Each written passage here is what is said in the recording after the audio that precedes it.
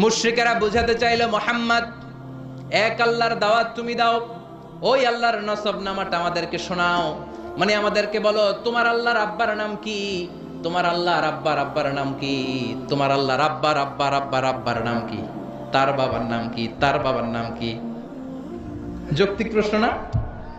আমার বাবার নাম অমুক, তার বাবার নাম, তার বাবার নাম মুহাম্মদ, তোমার বাবার নাম অমুক, তার বাবা, তার বাবা। তাহলে তোমার আল্লাহর কথা যদি তুমি বলো, তার বাবাকে, তার বাবার বাবাকে, তার বাবার বাবাকে। বিশ্বনবী রেগে গেলেন।